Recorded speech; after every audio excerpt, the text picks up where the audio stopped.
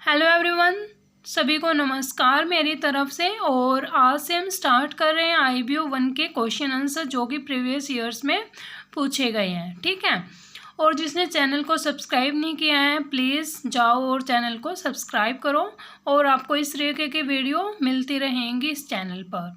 ठीक है, चलो स्टार्ट करते हैं हमारा chapter first, introduction to business environment. और इसमें हम करेंगे चैप्टर वाइज इंपॉर्टेंट क्वेश्चंस। ठीक है, आज हम चैप्टर फर्स्ट के क्वेश्चन आंसर करेंगे। चैप्टर का नाम क्या है? Introduction to business environment. चलो स्टार्ट करते हैं। इसमें आपको करना क्या है वो देख लो। बिजनेस एनवायरनमेंट होता क्या है, इसके मीनिंग देखना आपको। ठीक है, और इसके माइक्रो और मैक्रो ये पार्ट्स हैं, ये कंप्लीट करने हैं। ठीक है, ये हमारा क्वेश्चन 1 है। और अगर आपको आते हैं ये तो आप इनसे रिवाइज कर सकते हो। यहाँ से देखो, माइक्रो के पार्ट क्या है? Customer, competitors, supplier, worker and public. Micro के कौन कौन से? Economic, political, social, culture and next demographic and technology. ये हमारा क्वेश्चन नंबर फर्स्ट था। सेकेंड क्वेश्चन क्या है इसमें? वेरियस इन्वायरमेंट जो कि इन्फ्लुएंस करते हैं इंटरनेशनल बिजनेस को। और इसके मतलब कौन कौन से फैक्टर्स हैं जो इन्फ्लुएंस करते हैं, ये कौन कौन से देखो। Domestic environment, foreign environment, global environment और जो इकोनॉमिक एनवायरनमेंट उसके पार्ट्स हैं। Economic development, income, expenditure, infrastructure and BOP, balance of payment. और फिर इसमें ये पार्ट्स थे इसके, अब आगे ये भी पार्ट्स हैं इसके। Socio culture and political environment. दोबारा बताती हूँ मैं एक बार और आपको। Domestic, foreign, global, economic environment. फिर है socio culture and political environment. अब इनके पार्ट्स जैसे कि इकोनॉमिक एनवायरनमेंट के पार्ट कौन कौन से हो गए? Economic development, income, expenditure, infrastructure, balance of payment. Socio culture के कौन कौन से हैं? वो है culture, language, religion, literacy, social class, family, customer preference. और पॉलिटिकल के कौन कौन से हैं? Tax, economic policies, political stability, foreign trade relations and employment laws. तो ये हमारे 2 क्वेश्चंस बनते हैं इससे इम्पोर्टेंट। ठीक है, जो कि पिछली बार भी पूछे गए थे। मतलब कि जो पाँच ईयर्स के क्वेश्चन पेपर्स देखे हैं मैंने, उनमें बार बार पूछे जा रहे हैं ये क्वेश्चंस। चलो अब इनको कवर करते हैं डिटेल में। हम इन नोट्स से कवर करेंगे इनको। ठीक है, एक सेकेंड रुको। देखो स्टार्ट करते हैं। हमारा क्वेश्चन नंबर फर्स्ट क्या है? Define international business environment. और इनके बीच माइक्रो और मैक्रो के बीच में हमें डिफरेंस बताना। ठीक है, distinct between micro and macro environment. चलो स्टार्ट करते हैं। International business environment refers to those factors that affect a business enterprise engaged in doing international business. It is the sum of all internal and external factors that affect the function of a business enterprise directly or indirectly in the foreign trade. देखो इसमें क्या बताया गया है। जो international environment होता है उसमें 2 फैक्टर्स होते हैं जो कि इंटरनली और एक्सटर्नली अफेक्ट करते हैं बिजनेस को। जो इंटरनली इफेक्ट करते हैं वो आते हैं माइक्रो के अंदर, जो और एक्सटर्नली है वो जो इफेक्ट करते हैं मतलब इनडायरेक्टली इफेक्ट करते हैं वो आते हैं माइक्रो के अंदर। ठीक है, जो इंटरनली इफेक्ट करते हैं वो कौन कौन से हैं? Employees, customer, supplier, worker and public. ठीक है, और जो एक्सटर्नली इफेक्ट करते हैं वो कौन कौन से होते हैं? Economic, political, socio demographic and technological. ठीक है, आगे क्या बताया गया है इसमें? For example employees, customer. ठीक है, ये कर लेना। There are different categories of international business environment such as economic, social, culture. ठीक है, ओके, ये मैंने आपको बता दिया है। इसके 2 पार्ट्स होते हैं, माइक्रो एंड मैक्रो। अब देखते हैं माइक्रो इन्वायरमेंट कौन सा होता है। Those environment which are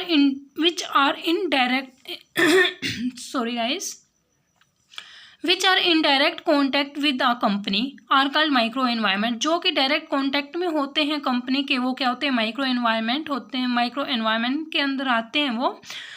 these are very close to a company, very close होते हैं कंपनी के। They influence the working of a firm directly, और ये डायरेक्टली इन्फ्लुएंस करते हैं कंपनी को। These are basically of 5 types: supplier, competitor, general public and customers.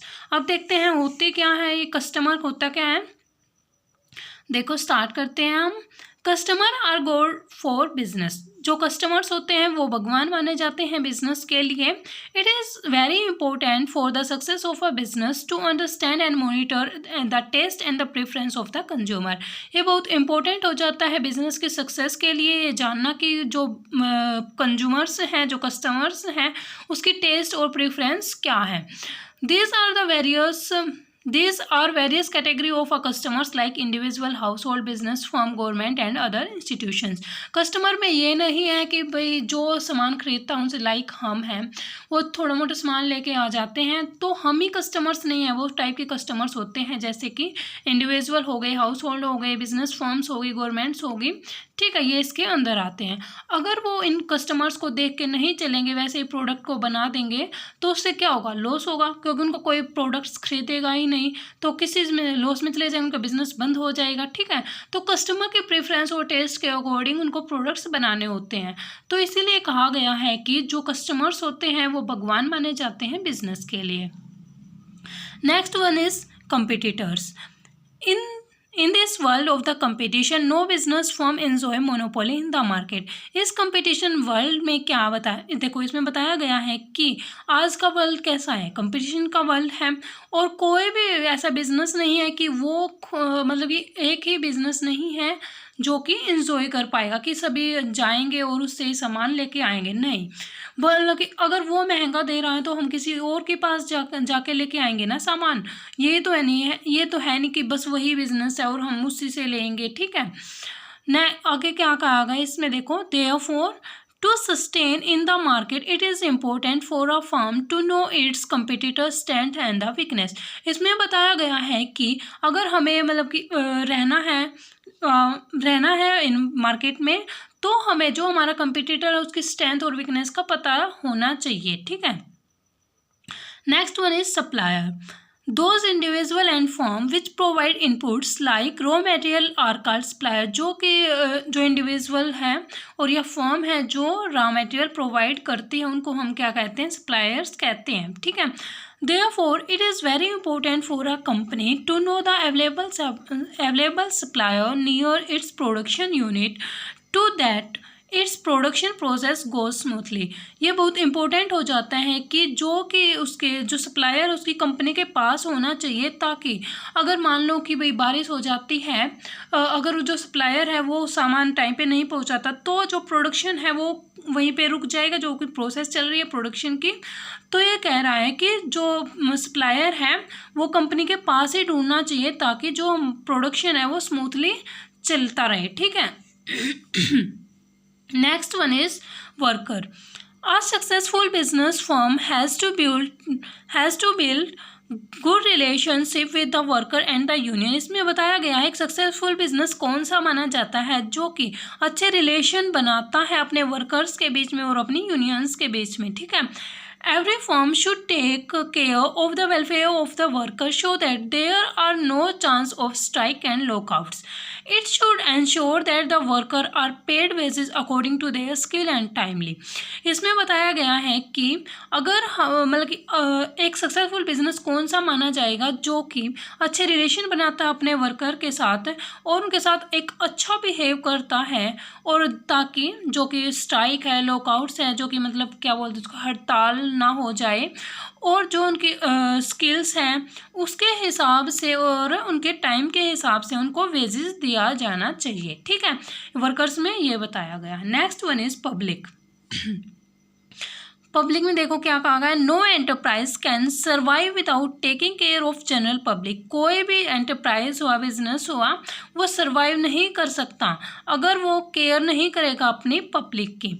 It is one of the most powerful component of micro environment. ये सबसे important और powerful component माना जाता है माइक्रो एनवायरनमेंट का। A firm should not indulge in any any such activity which is against the interest of the public, कोई भी firm इस तरीके की एक्टिविटी नहीं करेगा जो कि उसकी पब्लिक के इंटरेस्ट में ना हो, ठीक है, like media groups, consumer protection groups etcetera form publics.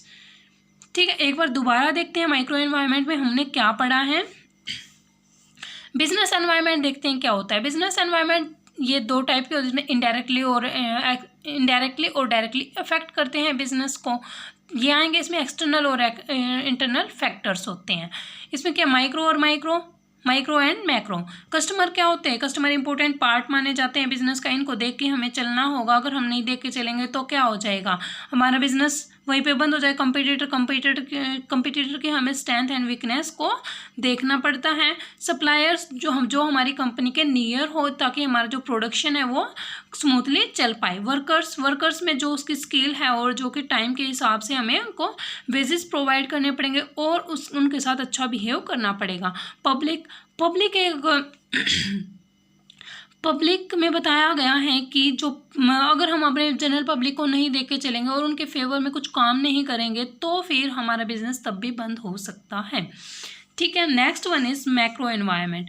Macro environment क्या होता है, those environment which are not under the control of the business, जो कि बिजनेस के कंट्रोल में नहीं होता। क्यों, देखो इसमें एक था कंपटीटर, कस्टमर्स, ये सब कुछ जो बिजनेस है वो अपने आप कर सकता है ना हैंडल, ठीक है, उनको कंट्रोल कर सकता है। पर जो मैक्रो एनवायरनमेंट में आते हैं ये बिजनेस के कंट्रोल में नहीं होते। It affects the operation of the business enterprise indirectly, और ये इनडायरेक्टली अफेक्ट करते हैं बिजनेस के ऑपरेशंस को। इसमें क्या क्या आते हैं वो देखते हैं। इकोनॉमिक एनवायरनमेंट, देखो इकोनॉमिक एनवायरनमेंट में क्या बताया गया है। It consists of the economic condition, economic system and economic policies followed by a country।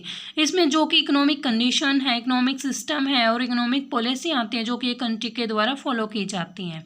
Economic condition include करती है नेचर कैसा है इकोनॉमिक का, इकोनॉमिक के रिसोर्सेज को, level of income and distribution of income and the wealth. ठीक है, एक second.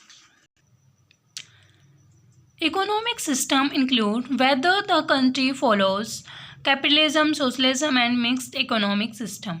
The infrastructure available in a country such as transportation, communication, power supply, etc. The important economic indices are national income, per capita income, GDP, rate of saving, investment, export, balance of payment, balance of trade and poverty rates। ठीक है, देखो इसमें क्या बताया गया है, एक second, ये इसमें इकोनॉमिक कंडीशंस आते हैं, इकोनॉमिक सिस्टम आते हैं, इकोनॉमिक पॉलिसी आते हैं जो कि कंट्री के द्वारा फॉलो की जाती हैं। ठीक है, और इसमें देखो इकोनॉमिक एनवायरनमेंट, अगर जो आपकी इनकम है, इनकम को ही लेके चलते हैं हम, अगर आप खर्च नहीं करोगे, ठीक है, अगर आपके पास मान लो कि आपके पास इनकम कम है और आप सेविंग भी ज़्यादा करते हो, खर्च कम करते हो, तो क्या होगा, जो इकोनॉमिक फ्लो है वो रुक जाएगा और इससे जो हमारी कंपनी है उनको भी इफेक्ट होगा। ठीक है, next one is political and legal. एक मिनट मैं आपको दोबारा बताती हूँ। ये देखो जो इकोनॉमिक सिस्टम है, जो कि कैपिटलिज्म है, सोशलिज्म और मिक्स्ड इकोनॉमी, ये सारे के सारे मतलब कि कौन करता है, ये सब कुछ कौन देखता है, गवर्नमेंट देखती है। तो गवर्नमेंट के अंडर है तो ये बिजनेस के कंट्रोल में तो नहीं है ना। जो बैलेंस ऑफ पेमेंट हो गया, पॉवर्टी हो गई, ठीक है, ये इसके कंट्रोल में नहीं होता, तो ये इनडायरेक्टली अफेक्ट करते हैं बिजनेसेस को। अब देखते हैं next, political and legal environment. In every country, the government plays an important role in the development of a business firm। इसमें बताया गया है जो गवर्नमेंट है वो इम्पोर्टेंट रोल प्ले करती है किसी भी फर्म को डेवलप करने में। The ideology of a government shapes the political environment of a country। इसमें बताया गया है जो government, the ideology of a government shapes the political environment of the country। जो आइडियोलॉजी होती है गवर्नमेंट की वो ही पॉलिटिकल एनवायरनमेंट बनाती है कंट्री का। Political stability influences the economic activities if there are frequent election and political instability. It has an adverse effect on the operation of the companies. इसमें बताया गया है जो पॉलिटिकल स्टेबिलिटी इन्फ्लुएंस करती है किसको, इकोनॉमिक एक्टिविटीज़ को। अगर मान लो कि इलेक्शन चल रहे हैं और पॉलिटिकल भी इंस्टेबिलिटी मतलब स्टेबल नहीं है, ठीक है, और वो एडवर्स इफेक्ट डालेगी मतलब उल्टा इफेक्ट डालेगी जो कंपनीज के ऑपरेशंस हैं उन पर। The government also repairs legal framework with in which the business operates. इसमें बताया गया जो गवर्नमेंट है वो रिपेयर करती है जो लीगल फ्रेमवर्क होता है बिजनेस को चलाने के लिए। वो फ्रेमवर्क भी कौन डिसाइड करता है, गवर्नमेंट डिसाइड करती है। और जो लीगल फ्रेमवर्क होते हैं इसमें क्या क्या आता है, उसमें आते हैं contract acts, rules and regulations and laws. तो ये सारा का सारा डिज़ाइन कौन करता है, पॉलिटिकल करती है। और ठीक है, next one is socio culture environment.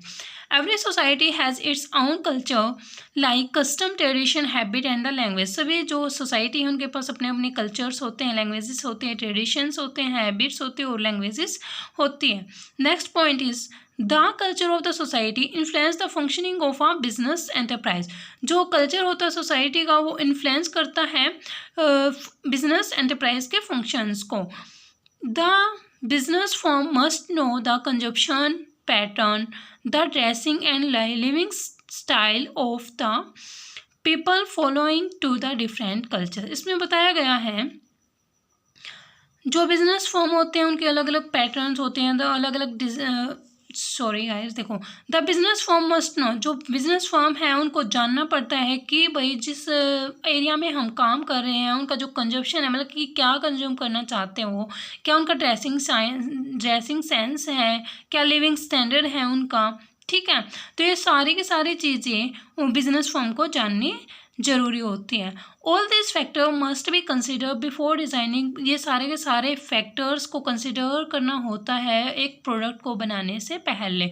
अगर हम उनको नहीं जान पाएंगे कि भाई ये जहाँ पे हम अब हमारा बिजनेस है हम नहीं जानते कि भाई इनको क्या पसंद है क्या नहीं और हम क्या बना रहे हैं और ये कुछ पहन रहे हैं हम कुछ पहने मतलब ठीक है, अगर हमें नहीं पता कुछ फिर हम उनको बना के रख देते हैं, उनको कोई डिमांड नहीं होगी उनकी, तो फिर क्या हो जाएगा, हमारा बिजनेस लॉस में चला जाएगा। Next one is demographic environment. It deals with the size of consumption composition of the population living in a country. इसमें बताया गया है कि जो कंट्री में जो भी आदमी रहते हैं उनके एज साइज इनके हिसाब से देखा जाता है, इनके हिसाब से डील करते हैं ये। डेमोग्राफिक फैक्टर इंक्लूड करता है size, growth rate of population, life expectancy, age composition, sex composition, ethnic composition, educational level, family size, occupation, nationality, rural, urban. Next one is distribution population. देखो ये डेमोग्राफिक इन चीज़ों को करता है, एज, साइज़ क्या है, उनका लिविंग स्टाइल क्या है, लाइफ क्या, ऑक्यूपेशन क्या है, ठीक है। तो इनको देखकर भी हमारे जो एनवायरनमेंट है वो इफेक्ट करता है। Next one is technological environment. Technological में बताया गया है as we know technology is changing a very fast these days. जैसे कि हमें पता है कि टेक्नोलॉजी भाई चेंज हो रही है इन दिनों में और ये इम्पोर्टेंट हो जाता है किसी भी कंपनी के लिए अपनी जो टेक्नोलॉजी है उसको चेंज करना, ठीक है। अगर हम जो हमारी पुरानी टेक्नोलॉजी उनको ही उसी हिसाब से चलते रहेंगे तो हम क्या है ज़्यादा लंबे समय तक सर्वाइव नहीं कर पाएंगे बिजनेस में। Next one is the technology development creates demand for several new product. अगर जो हमारी टेक्नोलॉजी है वो डेवलप हो जाती है तो फिर जो नए नए प्रोडक्ट्स हैं उनकी डिमांड आनी भी शुरू हो जाती है। Therefore a company should keep its technology up to date. कोई भी कंपनी हो या कोई बिजनेस हुआ सभी को अपनी टेक्नोलॉजी को अप टू डेट रखना चाहिए। यह होता है हमारा question number first complete. Next one is how do various environment influence the international business. देखो इसमें क्या क्या बताया गया है, जो हमारे जो एनवायरनमेंट है ये एनवायरनमेंट दी गई है ये इंटरनेशनल बिजनेस को कैसे अफेक्ट करती है वो देखना है हमें इसमें। चलो स्टार्ट करते हैं। डोमेस्टिक एनवायरनमेंट, जो डोमेस्टिक एनवायरनमेंट है these factors which are present in the domestic country and affect the operation of a firm are called domestic environment. इसमें बताया गया है जो कि डोमेस्टिक कंट्री में जो कि फैक्टर प्रेजेंट होते हैं वो ही जो फैक्टर उनको अफेक्ट करेंगे वो ही क्या होंगे, डोमेस्टिक एनवायरनमेंट के अंदर आएंगे। डोमेस्टिक एनवायरनमेंट या वो हम बोल सकते हैं होम कंट्री, ठीक है। इसमें आगे लाइन क्या है, it consist of factors such as economic condition, trade policy, duties, taxes etcetera which are under the control of a firm. These factors exert influence on the firm's overseas market operations. The government policies and program plays an important role here. देखो इसमें बताया गया है कि जैसे कि हम अपनी ही कंट्री में, हमारी कंट्री इंडिया है और हम यहीं पे ही बिजनेस कर रहे हैं और ये वहाँ से मतलब कि फ़ॉरेन से कोई कंपनी आके यहाँ पे एस्टेब्लिश होती है, तो जो हमारी कंट्री के लॉज हैं, रूल्स हैं, रेगुलेशन है, ट्रेड पॉलिसी, कंडीशंस है, वो उनको भी तो अफेक्ट करेगी ना, ठीक है।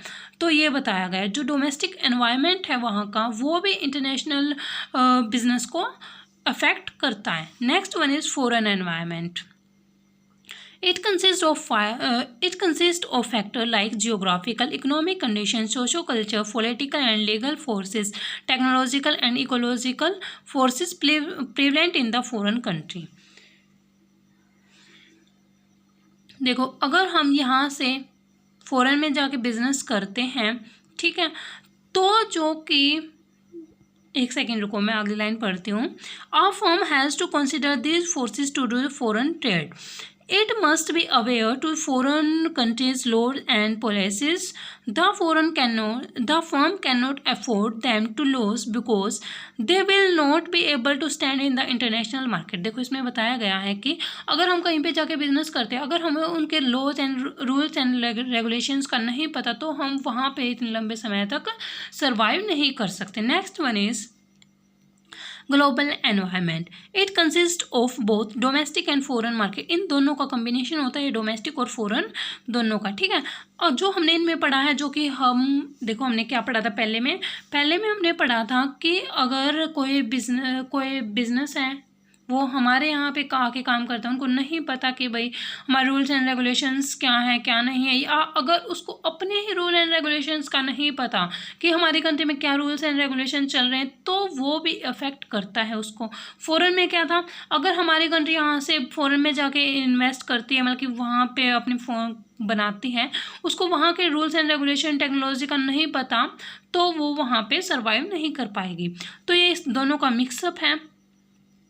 ये कंसिस्ट करता है डोमेस्टिक और फॉरेन एनवायरनमेंट को, और इसके अंदर आते हैं of this world economic conditions आती हैं, इंटरनेशनल फाइनेंशियल सिस्टम IFS और international agreement, treaties, WTO, IMF, ये जो भी हैं, ये जो ग्लोबल एनवायरनमेंट के, इनको हम आगे डिटेल में पढ़ेंगे, ठीक है. तो इनके अंदर ये आते हैं, और ये जो बैंक्स हैं ये सारे के सारे क्या है, international business environment, international business को अफेक्ट करते हैं. इसमें नेक्स्ट दिया गया है इकोनॉमिक एंड फाइनेंशियल एनवायरनमेंट, और ये नीचे इसके पार्ट्स हैं. अब देखते हैं economic and financial environment. This is most important indicator of a global business potential. It is important element of economic environment. आर कौन कौन से इसके एलिमेंट हैं वो देखते हैं. Economic development, income, expenditure, infrastructure and etcetera. अब देखते हैं इकोनॉमिक डेवलपमेंट. इकोनॉमिक डेवलपमेंट में बताया गया है बिजनेस डेवलपमेंट इज डायरेक्टली, जो बिजनेस डेवलपमेंट है वो डायरेक्टली रिलेटेड है किससे, economic development of a country. जो हमारा बिजनेस की डेवलपमेंट है, वो डायरेक्टली अफेक्ट मतलब रिलेटेड है किससे, economic development of a country. अगर उस जो कंट्री है उसकी इकोनॉमिक डेवलपमेंट नहीं हुई है, तो जो हमारी जो बिजनेस है वो भी डेवलप नहीं करेगा. Next one is countries having high economic development have feature like higher demand for the variety of goods and services, developed infrastructure, good marketing system and highly competitive market. On the other hand, underdeveloped nation have condition opposite to it, so it becomes very difficult to do the business in this country. देखो इसमें बताया गया अगर कोई भी जो country है वो अच्छे से डेवलप हो रखी है, तो वहाँ पे क्या होगा, डिमांड ज़्यादा होगी हमारे प्रोडक्ट्स की, और जो उसके हाई क्वालिटी के प्रोडक्ट्स की डिमांड होगी ना, ठीक है. अगर हम इस अंडर डेवलपमेंट कंट्री में जाके अपना बिजनेस सेटअप करते हैं, और वहाँ पे क्या देखते हैं कि भाई वो हमारी लैंग्वेजेज हो, मतलब कुछ भी मान लो कि उनको नहीं समझ रहे कि भाई हमें इन चीज़ों की ज़रूरत नहीं है, ठीक है. अगर मान लें कि भाई मैं किसी का एग्जाम्पल दूँ आपको, आजकल तो वैसे सब कुछ आम हो चुका है। चलो, मैं कोई भी फ़ॉरेन का कोई प्रोडक्ट है, ठीक है, और वो यहाँ पे आके हाँ मतलब कि सीधा जो उसको जो गांव है, गांव में आके सेल करते हैं और गांव वालों को कुछ नहीं पता इसके बारे में कि क्या यूज़ है इसका क्या नहीं, तो उसको लेना पसंद करेंगे? नहीं लेना पसंद करें। अगर वो ट्रेंडिंग में चलेगा हमारी कंट्री में तभी उसको लेना पसंद करेंगे, ठीक है। तो अंडर डेवलपमेंट कंट्री में जाके जो हमारा बिजनेस है वो इतना कुछ खास नहीं चल सकता, ठीक है, और वहाँ जो हमारी जो इकोनॉमिक है उसको भी लॉस होगा। Next one is income. Income भी इफ़ेक्ट करती है इंटरनेशनल बिजनेस को। अगर हम कहीं पे जाते हैं और जो उनकी इनकम है वो इतनी ज़्यादा नहीं है, मतलब वो अपना खर्चा करते ही चला सकते हैं, तो फिर वो हमारे प्रोडक्ट की डिमांड कैसे करेंगे? नहीं करेंगे ना। अगर हम उसको अपने लॉस पे भी बेचें, मान लो कि जो प्रोडक्शन है उसका प्रोडक्शन कॉस्ट है उसके 100 रुपये आ रही है, अगर हम उसको 50 में बेचेंगे तो हम कितने दिन तक सर्वाइव कर पाएंगे? नहीं कर पाएंगे। तो जो इनकम है वो भी अफेक्ट करती है। चलो इसको देखते हैं क्या लिखा है इसमें। ये रेफर करता है to the national income of a country. जो नेशनल इनकम भी देखी जाती है भाई कंट्री की कि कितनी क्या है कितनी नहीं है, तभी हम वहाँ पे जाके इन्वेस्ट करेंगे, मतलब कि जो प्रोडक्ट है वो बनाएंगे, अपनी कंपनी को सेटअप करेंगे। ये नहीं है कि भाई हमें कुछ नहीं पता और हम जाके इन्वेस्ट कर देते हैं और जो प्रोडक्ट बनाते हैं और उनकी डिमांड नहीं होती तो फिर हम उसको बंद करके आएंगे, तो ये तो एक मूर्खता की बात हो गई ना, ठीक है। तो हमें उनकी नेशनल इनकम को चेक करना पड़ेगा। Gross national product and the per capita income are the major of income measures of income of a country. जो जीएनपी और पर कैपिटा इनकम है ये इंपॉर्टेंट सोर्स होते हैं एक कंट्री की इनकम के लिए। जो जीएनपी है वो क्या रिप्रेजेंट करता है? Demand for the industrial and capital goods, whereas per capita income reflects the demand for the consumer goods. इसमें बताया गया जो जीएनपी है वो रिप्रेजेंट करता है कि भाई जो डिमांड है डिमांड फॉर इंडस्ट्रियल गुड्स के लिए और जो industrial goods and capital goods के लिए जीएनपी है, और जो पर कैपिटा इनकम है वो करता है कंज्यूमर्स के डिमांड के लिए, ठीक है, कंज्यूमर्स गुड्स के लिए कितनी डिमांड है। More the income more will be the per capita income. अगर ज़्यादा इनकम होगी तो ज़्यादा ही पर कैपिटा इनकम होगी ना। If the majority of GNP comes from the agriculture it implies that country is agriculture based and sell have high demand for the seeds. देखो अगर जीएनपी में क्या है, मेजॉरिटी है जीएनपी की एग्रीकल्चर से, ठीक है, तो फिर वहाँ से क्या पता लगता है कि जो कंट्री है वो एग्रीकल्चर पे बेस है, तो वहाँ पे किस चीज़ की डिमांड होगी? सीड्स की डिमांड होगी, पेस्टिसाइड्स की डिमांड होगी, फर्टिलाइजर की, एग्रीकल्चर्स की, मशीन की और टूल्स की। तो हमें वहाँ पे जाके इस तरीके का ही बिजनेस करना होगा, ठीक है। Next one is expenditure. It is also a quite useful tool to एक सेकेंड रुको। Expenditure. It is also a quite useful tool to decide the economic development of a nation on the basis of the expenditure pattern of the consumer of a particular country. देखो जो expenditure है वो भी एक important tool है जिससे कि हम डिसाइड कर सकते हैं जो इकोनॉमिक डेवलपमेंट है नेशन की वो क्या है क्या नहीं। अगर आपके पास पैसा ही नहीं है तो आप खर्च कहाँ से करोगे, ठीक है। तो जो एक्सपेंडिचर है, अगर आपके पास पैसा है तो आप खर्च करोगे, जो इकोनॉमिक है वो डेवलप होगी, जो हमारा पैसा है वो फ्लो करता रहेगा, ठीक है। तो ये चीज़ क्या बताती है, जो एक्सपेंडिचर है वो हमारी इकोनॉमी की कंडीशन को बताता है। We can find out whether the expenditure is more on necessity, comforts, on luxury items. हम इसे ये भी पता कर सकते हैं कि भाई जो लग्जरी आइटम पे एक्सपेंडिचर हो रहा है या किसी और चीज़ पे या नेसेसिटी चीज़ पे, ठीक है, तो इससे ये पता चल जाएगा कि भाई जो उनकी इकोनॉमिक कंडीशन है वो कैसी है। The public expenditure pattern of a government also affect the economic environment. Same बात कही गई है, जो पब्लिक एक्सपेंडिचर है वो अफेक्ट करते हैं इकोनॉमिक की एनवायरनमेंट, जो कंट्री के इकोनॉमिक एनवायरनमेंट को। Next one is infrastructure. It refers to the various type of facilities available in a country for the smooth functioning of a business such as transportation, telecommunication, power supply, etc. Absence of infrastructure not only hinders countries' development but also affects the firm costs and capacity of reach various market segments. इसमें बताया गया है कि देखो इसमें बताया गया है जो इंफ्रास्ट्रक्चर है, जो इंफ्रास्ट्रक्चर वहाँ की मतलब वहाँ की फैसिलिटीज़ कैसी हैं, स्मूथ है या नहीं। अगर इंफ्रास्ट्रक्चर जैसे कि इंफ्रास्ट्रक्चर में क्या क्या है, ट्रांसपोर्टेशन, टाइमली कम्युनिकेशन, अगर ये चीज़ें वहाँ पे मौजूद होगी तो वो कंपनी बहुत अच्छी है, स्मूथ चल रही है, जो उसके फैसिलिटीज़ हैं वो अच्छी हैं, ठीक है। तो वो कोई भी प्रॉब्लम नहीं आएगी बिज़नेस करने में, तो हम आराम से जाके वहाँ पे बिज़नेस कर सकते हैं। Next one is financial environment, ये आप कर लेना, ठीक है। इसमें से कुछ ही पॉइंट हैं जो आप लिख सकते हो, ठीक है। देखो इसमें कुछ नहीं कहा गया है। It refer to a sound financial position of a country की फाइनेंशियल पोजीशन क्या है भाई कंट्री की, with the favourable environment, with the favourable investment policies, जो कि रिफ्लेक्ट करती है स्ट्रॉन्ग डिमांड पोटेंशियल को। और ये इंपॉर्टेंट फाइनेंशियल इंडिकेटर माना जाता है मॉनेटरी को, fiscal policy, commercial and financial environment में ये बताएगा कि भाई कहाँ पे आप स्टैंड करते हो, ठीक है। Next one is BOP. BOP क्या होता है? बीओपी का मतलब है बैलेंस ऑफ पेमेंट, और the countries balance of payment shows the total export and the import during a year. कितना हमने एक्सपोर्ट किया है, कितना इम्पोर्ट किया है, इसके अंदर आता है। और बीओपी का मतलब है कि भाई हम एक्सपोर्ट तो हम कम करें, नहीं एक्सपोर्ट हम ज़्यादा करें और इंपोर्ट कम करें, मतलब इन दोनों चीज़ों को हमें मैनेज करके रखना होता है, नहीं तो हमारी जो इकोनॉमी है वो हमारी अच्छी नहीं होगी, ठीक है।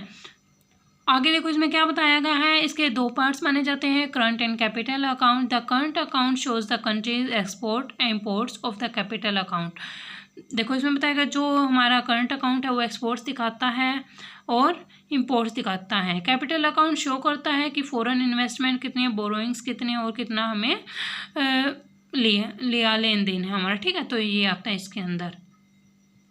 Next one is socio culture and political environment. ये मैंने पहले भी बता दिया था आपको। जो कल्चर देखो इसमें पहले में क्या है, जो कल्चर है, अगर मान लो कि हम फॉरेन में जाके भाई कुछ भी चीज़ बनाते हैं और जो उनका कल्चर के अकॉर्डिंग ना हो तो वो भी क्या करेगा, अफेक्ट करेगा। लैंग्वेज, अगर हमारी लैंग्वेज अलग है उनकी लैंग्वेज अलग है तो वो भी इफेक्ट करेंगे ना इंटरनेशनल बिजनेस को। Next one is